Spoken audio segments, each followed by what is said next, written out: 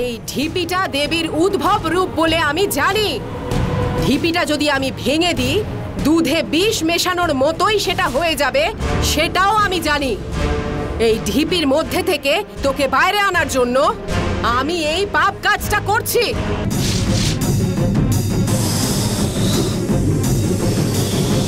মাধবী যে মন্ত্রবন্ধনটা করে রেখেছে, আমি সেটা নিজের হাতে ভাঙবো।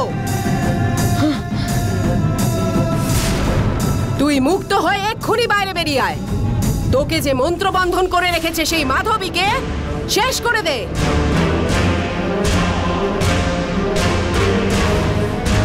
ভৈরবী, তাড়াহুড়ো করে ঢিবিটা ভেঙো না। রাজশেখর,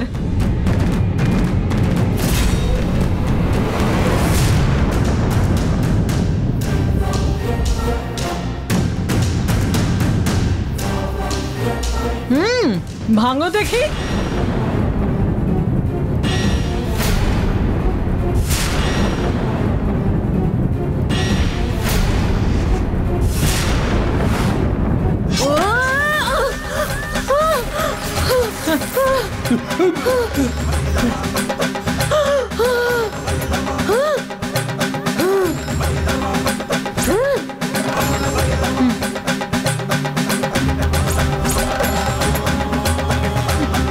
কি দেখছো ওইভাবে?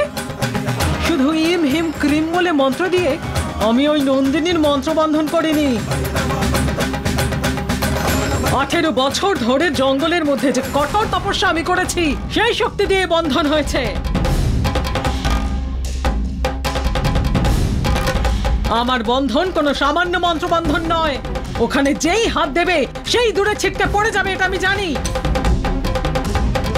কিন্তু দেবীর উপাসনা শক্তি আছে তোমার কাছে, সেখানে হয়তো আমার শিব শক্তি তোমার কাছে পিছিয়ে যাবে, এটা আমি সন্দেহ করেছিলাম।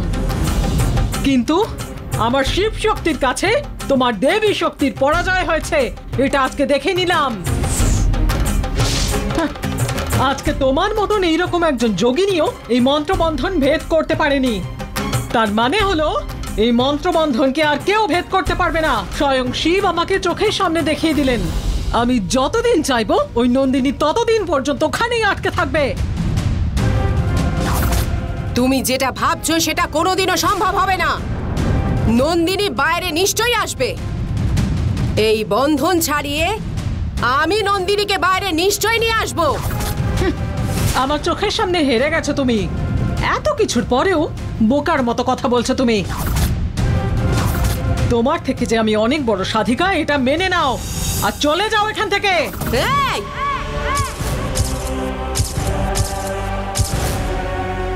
এই, এটা ভেবে খুশি হও না যে আমি হেরে গেছি আর তুমি জিতে গেছো। কিন্তু তোমাকে হারানোর শক্তি আমি ঠিক কোথায় খুঁজে পাবো সেটা আমার ভালো করে জানা আছে। নন্দিনীকে তোমার এই মন্ত্রবন্ধন থেকে মুক্ত করতে ঠিক কার কাছে যেতে হবে সেটাও আমি জানি।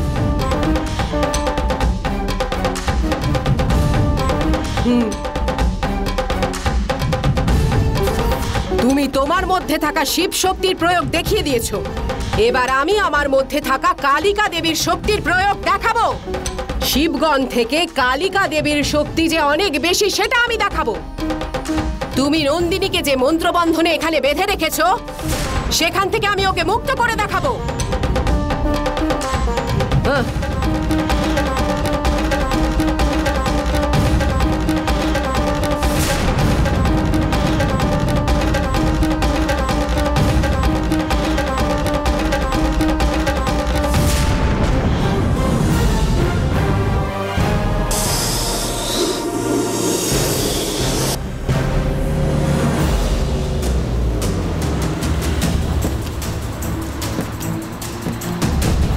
আসুন আসুন, বাড়ির সব মহারানীরা আসুন। কি ব্যাপার, আমাদের এইভাবে স্বাগত জানাচ্ছ? বলছি আসুন। মহিলারা বাড়িতে না থাকলে কেমন ফাঁকা লাগে, মহিলারা থাকলে কেমন নন্দনকানন মনে হয়। তোমরা বাড়িতে ছিলে না, চমকটাই চলে গেছিল। তোমরা ফিরে এলে দেখো বাড়িটা কেমন জমজমাট হয়ে উঠলো। হ্যাঁ, হোটেলে একদম বোর হয়ে গেছিলাম। আমরা তো, তোমরা বাড়িতে ছিলে না বলে আমরাও বোর হয়ে গেছি। দাঁড়ান দাঁড়ান, কি খুব ভালো ভালো কথা বলছেন দেখছি। তার মানে অবশ্যই কিছু হয়েছে। আচ্ছা বলুন তো, সকালে যাবার সময় সবাই তো আমরা একসাথে হ্যাঁ, গেলাম, তাতে কি? কিন্তু আমাদের ওখানে দেখে আপনারা দুজনে মিলে চলে এসেছেন যে। আমরা গিয়ে আবার চলে এলাম। হ্যাঁ, মাঝ রাস্তা থেকে ফিরে এলে। দাদা আপনাদের কিছু বলেনি? বাড়িতে ফিরে আসার জন্য দাদাই তো ডাকলো। কি বলছো তুমি?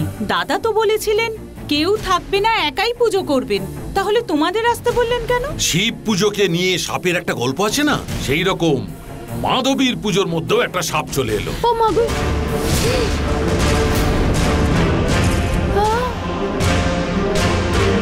পুজোতে সাপ? এই তুমি কি বলছো? সেই দিন ঢিবির কাছে জঙ্গলের লোকগুলো একটা সাপকে তাড়া করলো, এত বড়। ওইটাই। আচ্ছা, ওইটা কি একটা দৈব সাপ হতে পারে? হ্যাঁ, ওই সাপটা।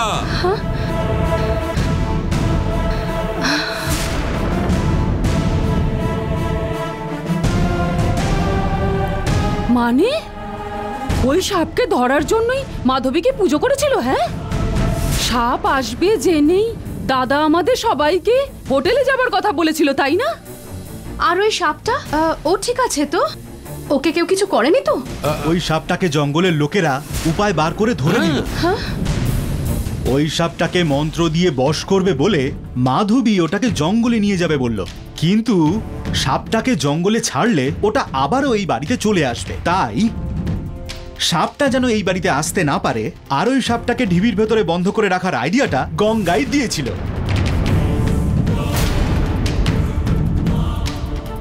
কি? সাপটা ডেরার ভেতর আছে? শুধু ওই সাপের ঢিপি পুজো করলে হবে না, সত্যিকারের ফল পেতে গেলে গঙ্গা যা বলেছে সেটাই করতে হবে।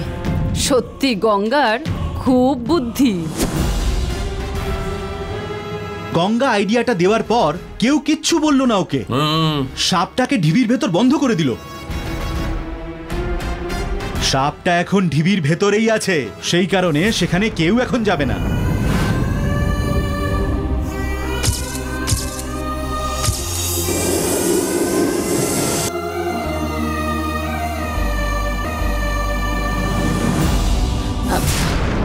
সাপটা ডেরার ভেতর আছে জানার পরেও আমরা কেন ওখানে যাব? নীলা, তুমি নয় ডেরার কাছে যাবে না, কিন্তু সন্ধ্যা ও তো ওই দিকেই তাকিয়ে আছে। কি ব্যাপার? হ্যাঁ, আমাদের কাছে সাপের গল্পটা পুরনো, কিন্তু সন্ধ্যার কাছে এটা নতুন, তাইও ভয় পাচ্ছে। আরে তুমি একদম ভয় পাবে না সন্ধ্যা। সাপটা যেন বাইরে বেরিয়ে আসতে না পারে তাই মাধবী মন্ত্রবন্ধন করে রেখেছে। তাও যদি সাপটা বাইরে বেরিয়ে আসে, আমি নিজে ওই দড়ি যেমন শক্ত করে হাতে পেঁচিয়ে রাখে না, ওর গল্প একেবারে শেষ করে দেব। সাপ বাইরে আসবে না ভেবেই তুই এত সাহস করে কথা বলছিস? হ্যাঁ, আচ্ছা ঠিক আছে, তোমার কাজ হলো আমার ছেলের পিছনে লাগা। এসো সন্ধ্যা, চলো আমরা যাই। চলো। তুমি কি দেখছো? যাও ভেতরে যাও, যাও। হ্যাঁ, এইবার আমি বিষয়টা পুরোটা জানবো। ব্যাপারটা আসলে কি? ও বাবারে, কে থাপ্পড় মারলো? আরে একদম ভয় পাওয়ার কিছু নেই, আমি আছি তো। ওখানে গিয়ে আমি ঠিক সামলে নেব। ভয় পেয়ে যেতে। আরে এসো এসো এসো এসো দেবী। আরে ঈশ্বর কোথায় গেল? ওকে তো দেখতে পাচ্ছি না। হ্যাঁ, ওনার তো আর কোনো কাজই নেই। বাড়ির ভেতর ঢোকার সঙ্গে সঙ্গে ওনার খিদে পেয়ে গেল, খেতে চলে গেছে রান্নাঘরের দিকে। আজকে তোমাদের জন্য বিশেষ বিশেষ খাবার করিয়েছি, তাড়াতাড়ি গিয়ে খাবারটা খেয়ে নাও। দাদা, জল খাবারটা শুধু ভালো হলেই হবে না, তার সাথে ঝাল, নোনতা, মিষ্টি সবকিছু থাকলে তবেই তো ব্যাপারটা জমবে। ওই সাপটাকে ঢিপির মধ্যে আটকে রাখার খুশিতে বড় করে সেলিব্রেশন করতে হবে। তুই কি করে জানলি? আঙ্কেল, আমি বলেছি। ঢিবির মধ্যে সাপটা যে শুধু আছে সেই কথাটাই আমি বলেছি।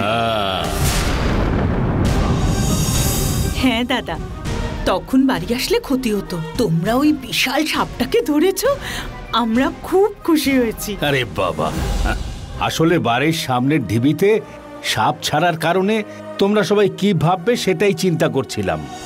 তোমাদের কথা শুনে আমি নিশ্চিন্ত হলাম।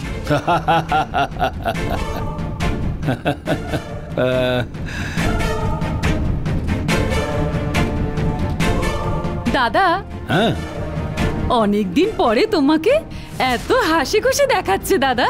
হ্যাঁ, তোমার এই বোনের জন্য আজকে তুমি জোরে খিলখিল করে হাসো না দাদা। কিভাবে খিলখিল করে? খিলখিল খিলখিল করে। তুই বললেই কি সবাইকে হাসতে হবে? তোর দাদা আনন্দে রয়েছে, সেটাই যথেষ্ট নয়? যথেষ্ট দাদা, যথেষ্ট।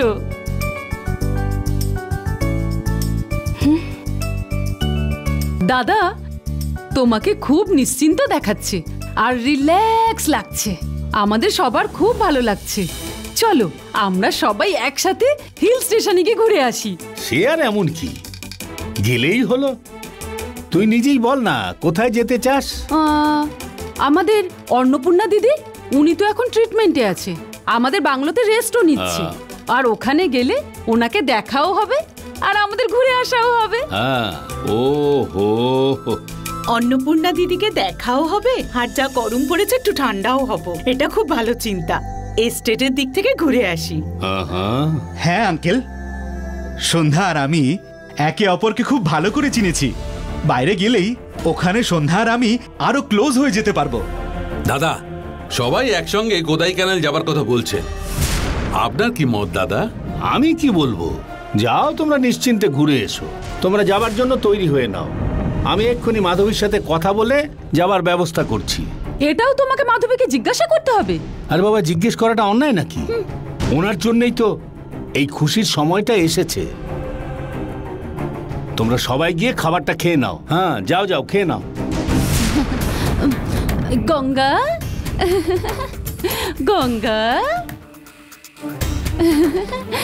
গঙ্গা, দাদা বাড়িতে পুজো করার সময় কেন তোমাকে শুধু বাড়িতে রেখেছিল তখন বুঝতে পারিনি, কিন্তু এখন বুঝতে পারছি। তুমি সাপটাকে ওই ঢিপির মধ্যে বন্ধ করে রাখার যে উপায় বলে দিয়েছো, তাতে কতটা যে ভালো হয়েছে সেটা আমরা এখন বুঝতে পারছি।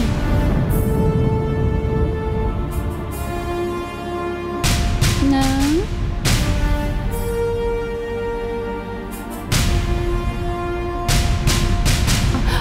একটা কথা বলো, এই ঢিপির বিষয়টা তো এই বাড়ির কারোর মাথায় আসেনি, তাহলে তোমার মাথায় এলো কি করে? হ্যাঁ,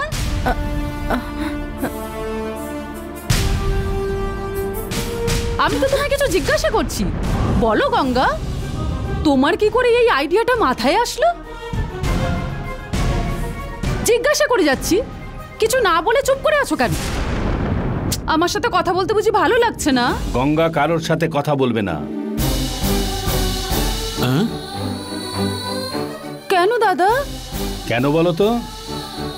ওই ঢিবির মধ্যে সাপটাকে আটকে রাখবার জন্য গঙ্গা 48 দিন মৌনব্রত পালন করবে।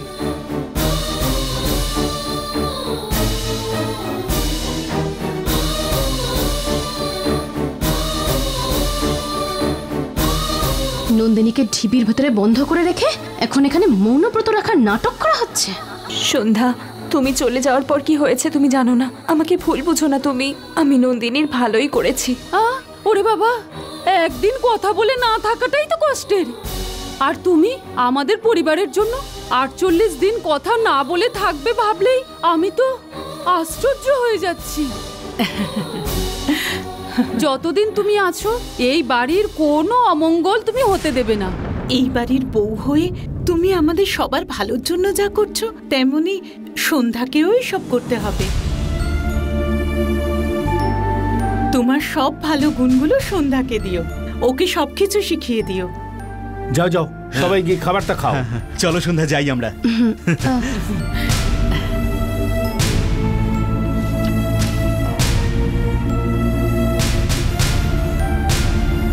গঙ্গা, তোমার আওয়াজ যে চলে গেছে সেই ব্যাপারটা ওরা জানলে সমস্যা হয়ে যাবে।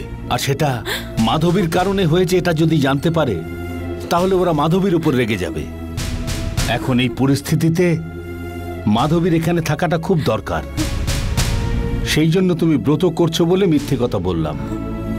সেই জন্যই বলছি, তুমি কিছু মনে করো না মা। এটা বলতে আমারও কষ্ট হচ্ছে, কিন্তু এটা ছাড়া যে আর অন্য কোনো পথ নেই মা, তাই এই মিথ্যে বললাম। আমাকে ক্ষমা করে দাও মা।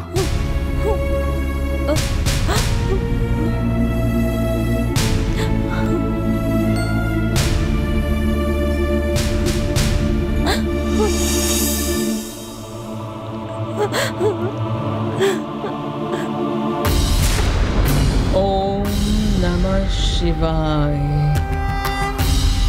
ওম নমঃ শিবায়। ওম নমঃ শিবায়। ওম নমঃ শিবায়। ওম নমঃ শিবায়। ওম নমঃ শিবায়। ওম নমঃ শিবায়। ওম নমঃ শিবায়। ওম নমঃ শিবায়। ওম নমঃ শিবায়। ওম নমঃ শিবায়। ওম নমঃ শিবায়। ওম নমঃ শিবায়। ওম শিবায় নমঃ। 20 বছর ধরে আমি শুধু একটা নামকেই ভয় পেয়ে এসেছি, নন্দিনী।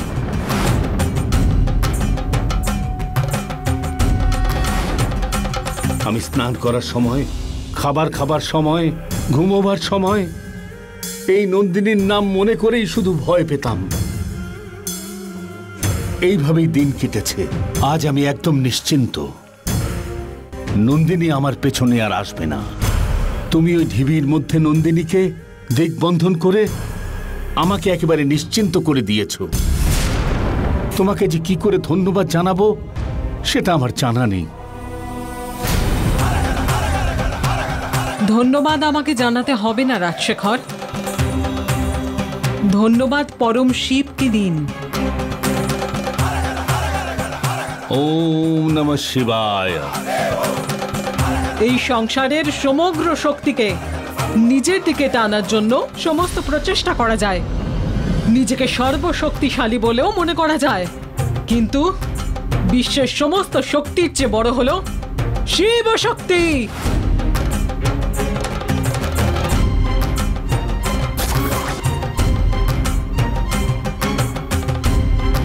সংসারের সমস্ত শক্তি একসময় ধীরে ধীরে স্বয়ং শিবের মধ্যে বিলীন হয়ে যায়।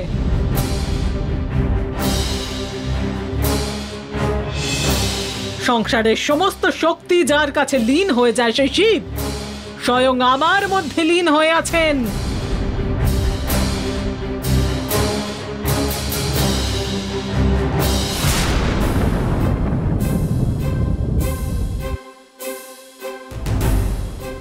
শুধু শিব নয়, আমি তোমারও স্মরণে আছি।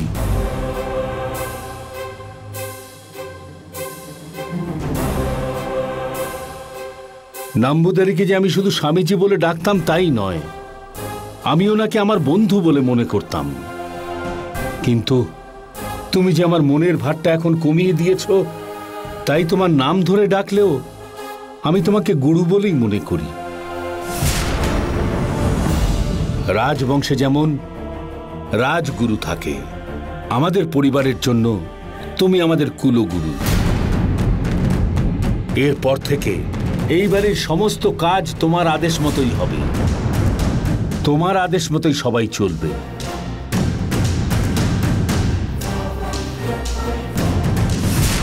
নন্দিনীকে আগামী 2টো পূর্ণিমা অবধি নজরবন্দি করে রাখতে হবে, সেজন্যই আমি আজকে এই পুজো করছি।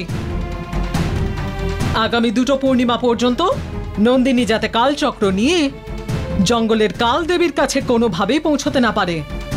ওকে আটকাতে পারলেই ওর শক্তি নাগের সমস্ত ক্ষমতা হারিয়ে ফেলবে। তখন একটা সামান্য সাপ হয়ে বেঁচে থাকবে। তখন আমার এখানকার সমস্ত কাজ শেষ হবে।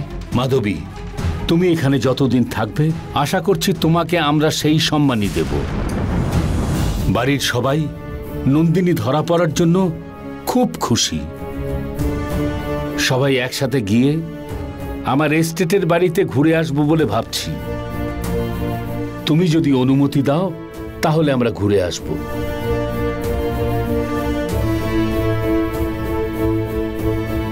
কি হলো মাধবী, কিছু বলছো না যে? আপনি যখন জিজ্ঞেস করছেন তখন আমি জিজ্ঞেস করে জানাচ্ছি। কার কাছে জিজ্ঞেস করতে বলছো? দেওঘরে স্বয়ং বাবা হয়ে রয়েছেন, ভূতনাথ মন্দিরে ভূতনাথ হয়ে রয়েছেন, কাশীতে স্বয়ং বিশ্বনাথ হয়ে রয়েছেন তিনি, গোকর্ণতে আত্মলিঙ্গ হয়ে রয়েছেন তিনি। ও, তুমি পরমেশ্বরের কথা বলছো? বুঝতে পারিনি, ক্ষমা করো মা।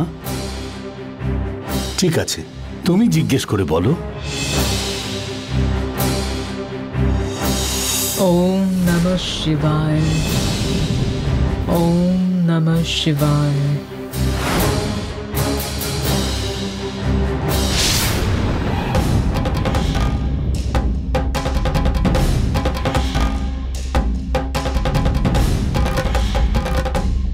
शिवाय, ओम नमः शिवाय, ओम नमः शिवाय।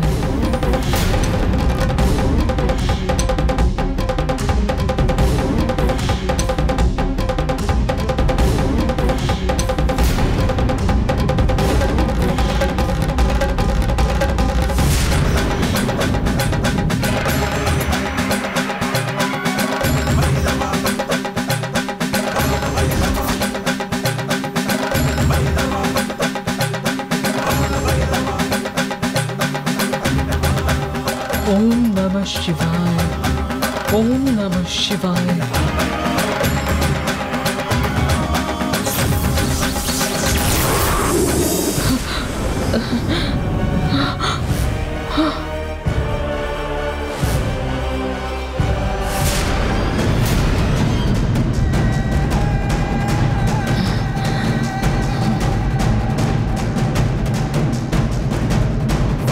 কি হলো মাধবী?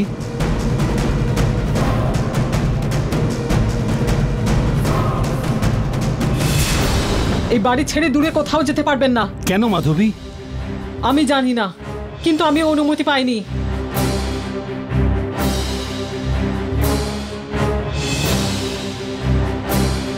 ওই নন্দিনীকে ঢিবির মধ্যে আটকে রাখলেও পরিস্থিতি এখনো পর্যন্ত আমাদের পক্ষে নেই। এখনো এখানে কোনো বিপদ আছে, করিশাস্ত্র এটাই বলছে। এ তুমি কি বলছো মাধবী? নন্দিনীর জন্য আমাদের কোনো বিপদ আছে নাকি? যাই থাকুক না কেন, সেটা বুঝে নেওয়ার দায়িত্ব আমার। নন্দিনীকে মন্ত্রবন্ধনে আটকে রেখে আমি এরপর কি করতে হবে সেটা খুব ভালো মতো জানি।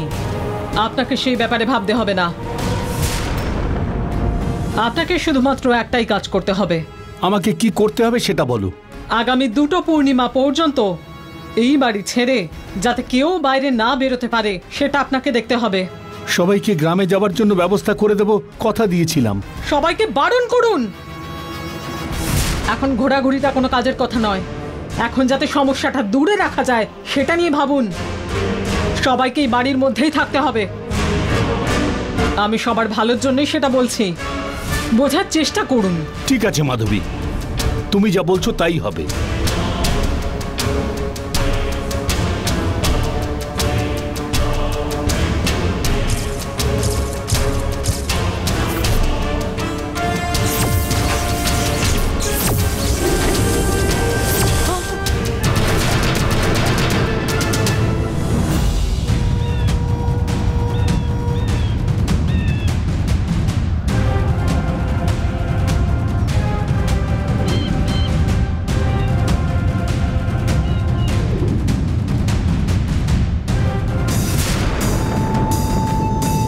আমি কোনো সামান্য মন্ত্রবন্ধন করিনি। যেই ওটা ভাঙতে যাবে সেই দূরে ছিটকে যাবে, সেটা আমি ভালো মতো জানি। নন্দিনীকে তোমার এই মন্ত্রবন্ধন থেকে মুক্ত করতে ঠিক কার কাছে যেতে হবে সেটাও আমি জানি।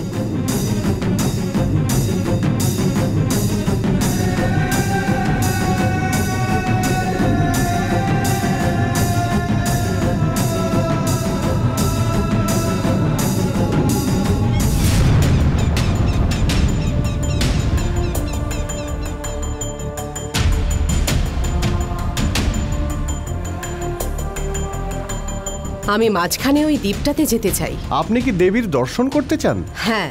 দেবীকে তো এখন দেখতে পারবেন না। কেন?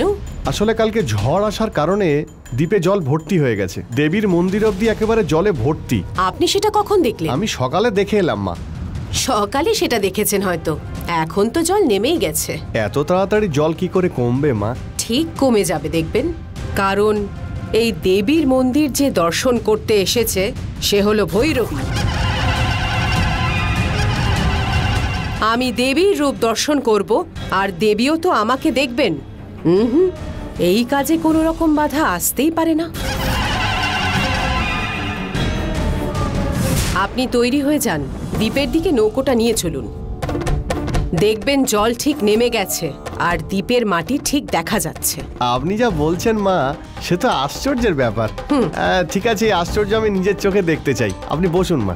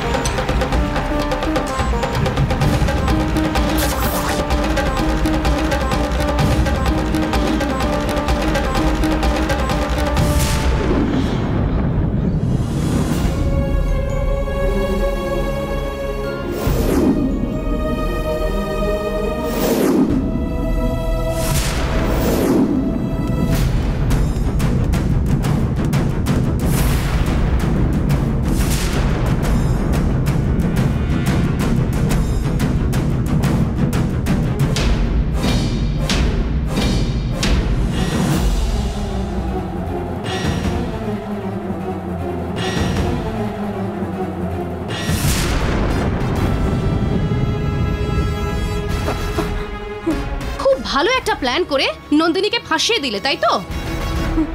নন্দিনীর সাথে ভালোবাসার নাটক করে তুমি ওর পেছনে ছুরি মারলে।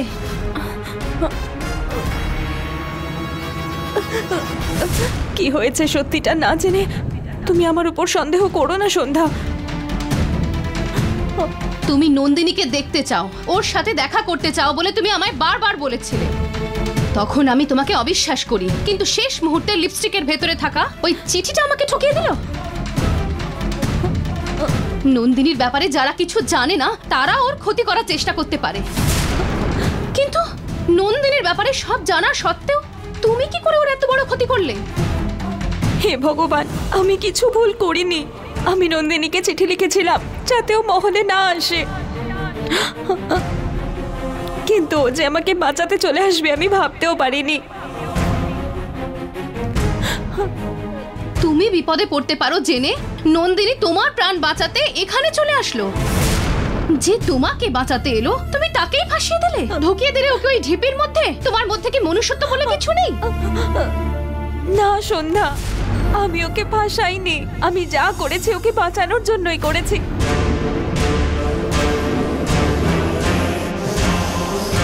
তুমি ওই রাজশেখর আর মাধবীর সাথে হাত মিলিয়ে নন্দিনীর ক্ষতি করতে চাও? এত সহজ নন্দিনীর ক্ষতি করে দেওয়া?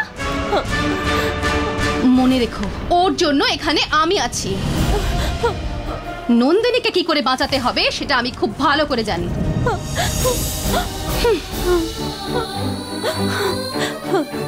সত্যিটা না জেনেই সন্ধ্যা আমার উপর সন্দেহ করছে। আমি নন্দিনীর সাথে বিশ্বাসঘাতকতা করিনি, আমি ওকে সাহায্য করেছি। ওই ঢিপির ভেতরে কালচক্র রয়েছে, সেই জন্যই আমি নন্দিনীকে ওখানে রেখেছি। কিন্তু আমি এই কোনো কথা তোমাকে বলতে পারছি না সন্ধ্যা। ওই মাধবী আমার গলা টিপে ধরে আমার কথা বলার ক্ষমতা কেড়ে নিয়েছে। তোমারই মতন আমারও নন্দিনীর জন্য খুব চিন্তা হচ্ছে। নন্দিনীকে বাঁচানোর জন্য আমি ছটফট করছি।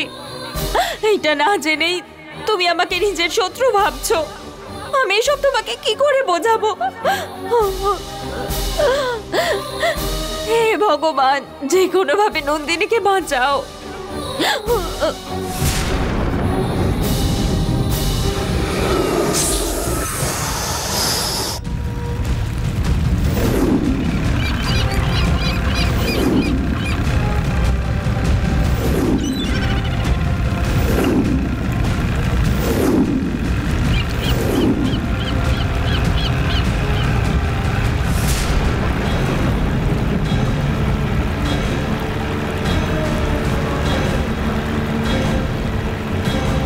এ আমি কি দেখছি?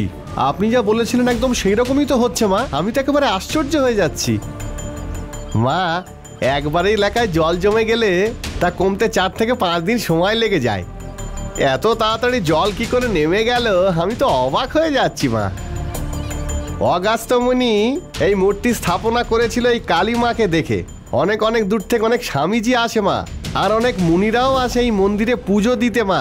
এখানে পুজো করে অনেকে মোক্ষ লাভ করেছে, এটা আমি শুনেছি। এই জায়গাটা এক রাজার ছিল, কিন্তু এখানে কেউ থাকে না বলে দ্বীপটাকে এমনি দান করে দিয়েছেন মা। সবাই কিন্তু এখানে আসতে পারে না, আপনাকে দেবী ডেকেছেন মা।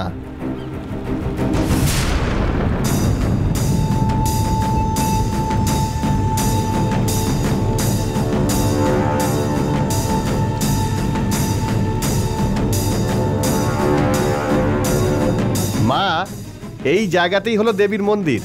সাবধানে নামুন। আপনি গিয়ে বরং দর্শন করে আসুন, আমি এখানেই আছি। আমি দেবীর কাছে দর্শন করতে গেলে কতটা সময় লাগবে সেটা আমি নিজেই জানি না। আপনি যান। আচ্ছা ঠিক আছে, আমি চলে আমি আসবো। আসি তাহলে মা।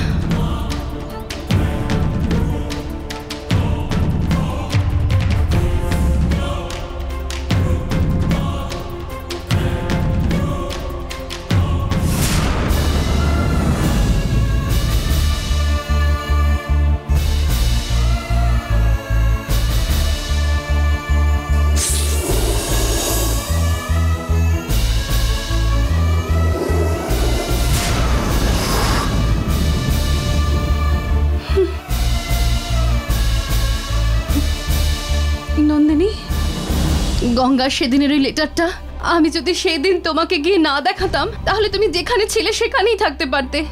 গঙ্গা মাধবী আর রাজশেখরের সাথে হাত মিলিয়েছে, সেটা না জেনেই আমি গঙ্গার কথা শুনে তোমাকে সতর্ক করতে ছুটে গেলাম তোমার কাছে। কিন্তু এখন তুমি এই ঢিপির মধ্যে বন্দী হয়ে আছো। এখন আমি তোমাকে এখান থেকে কি করে বের করি? গত 20 বছর ধরে তুমি তোমার উদ্দেশ্যগুলোকে সফল করবে বলে সব রকম কর্তব্য পালন করেছো, আর আজ তোমাকে কত কষ্ট পেতে হচ্ছে।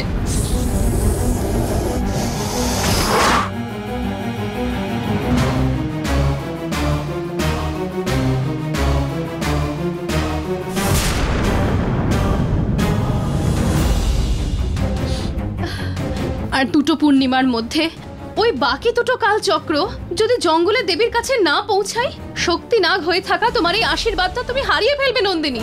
আর যদি এরকম হয় তাহলে ওই রাজশেখর আর মাধবীর আমরা কোনো ক্ষতি করতে পারবো না। তোমার শক্তি আমি হারাতে দেব না নন্দিনী। যা কেউ পায়নি সেই গৌরব, সেই আশীর্বাদ তোমার কাছে আছে, ওইটা আমি কিছুতেই হারাতে দিতে পারবো না নন্দিনী। এক্ষুনি আমি তোমাকে এখান থেকে বার করছি নন্দিনী।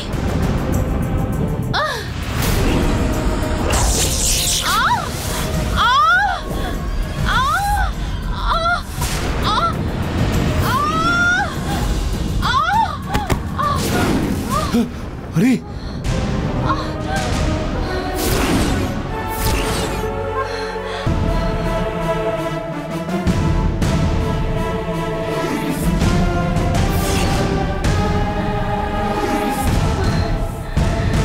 ওই ডিপির ওপরে হাত রাখতেই আমাকে তুলে বাইরে ছুড়ে দিল। ওই মাধবী নিশ্চয়ই ওখানে কোনো মন্ত্রবন্ধন করে রেখেছে। ওই বন্ধনটাকে ভেঙে নন্দিনীকে কি করে বের করব আমি তো কিছুই বুঝতে পারছি না।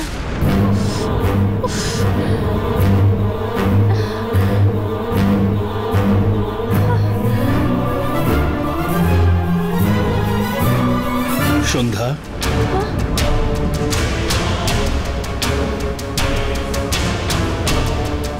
শোনো মা, সবাইকে এই ডেরার সামনে আসবার জন্য আমি বারণ করেছি তো, তুমি এখানে কি করছো?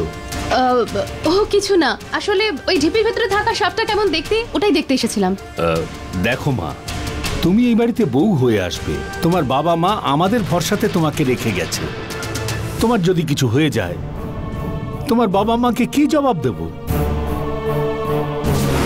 আমাদের কিরণের সঙ্গে তোমার বিয়ে হতে চলেছে, কিন্তু তার আগে কারোর যাতে মন খারাপ হয় এমন কিছু করো না।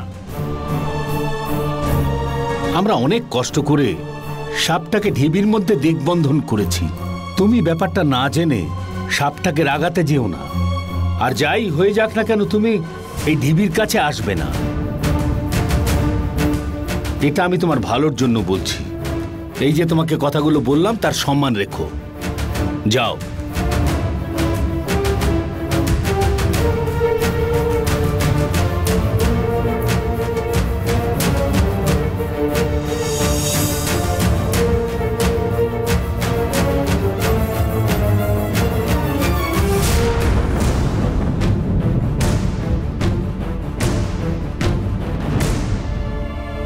সন্ধ্যার মন কি ঠিক নেই? দেবীর সামনে আসতে মানা করা সত্ত্বেও ও কেন এখানে এলো? তাহলে কি নাগমাতাকে ভক্তির কারণেই এখানে এসেছে, নাকি ও অন্য কোনো কারণে এখানে এসেছে? কিছুই বুঝতে পারছি না।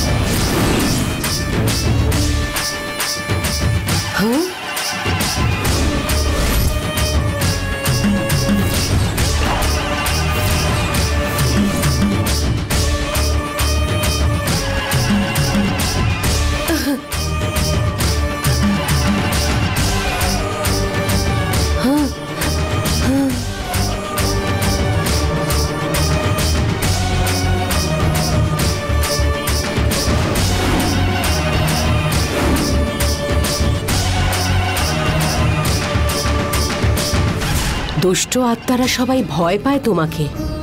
তোমার দর্শন পাওয়াও তো ভাগ্যের। আমাকে যে তুমি এই সৌভাগ্যটা দিলে, সেটার জন্য তোমাকে কি বলে ধন্যবাদ দেব সেটা বুঝতে পারছি না মা। আগে থেকে তোমাকে যদি আমি না জানতে পারতাম, আমিও তো তাহলে গ্রামের মাটিতে গরু চড়িয়ে ঘাস কাটার কাজ করে সামান্যভাবে এক গ্রামের মহিলা হয়ে বেঁচে থাকতাম। কিন্তু আমাকে ছোট্ট বয়সে তুমি করুণা দেখিয়ে গুরুমার কাছে দীক্ষা দিয়ে আমাকে তুমি সম্পূর্ণ যোগিনী বানিয়েছ।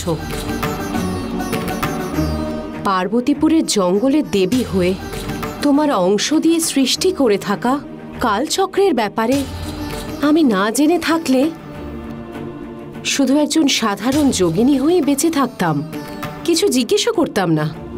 কিন্তু যখন কালচক্রের ব্যাপারে ক্রমশ জানতে শুরু করলাম, তখন থেকে কালচক্রের শক্তি সম্বন্ধে সম্পূর্ণভাবে জানার ইচ্ছে তৈরি হলো। কালিমা বলে তোমার নামে আমি গর্ব করি, আর সেটার জন্যই বোধহয় মনের মধ্যে একটা জেদ এসেছে।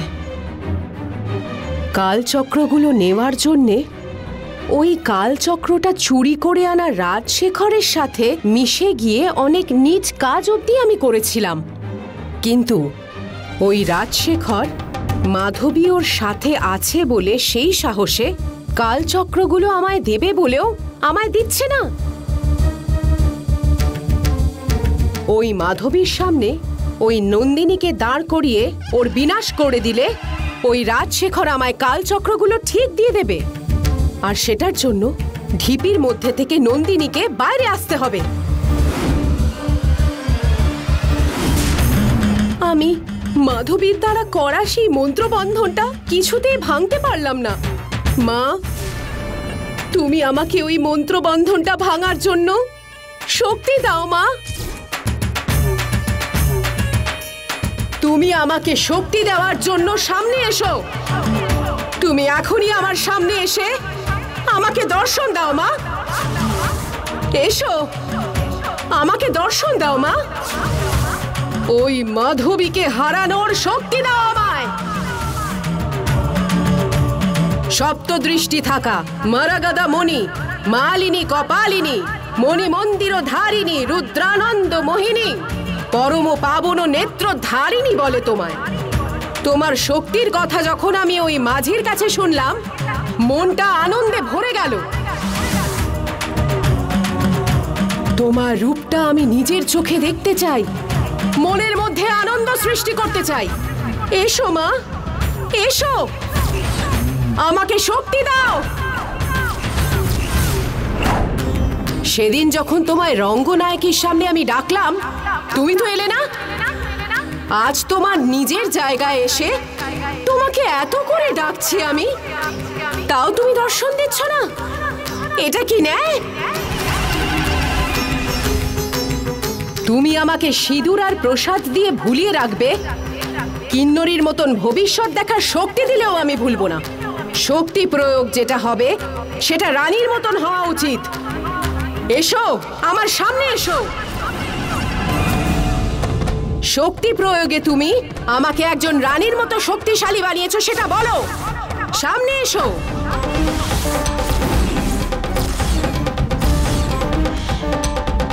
আমি একজন যোগিনী হয়ে পদে পদে সবার কাছে হেরে যাচ্ছি, এটা ভাবলেই আমার দুঃখ হয়।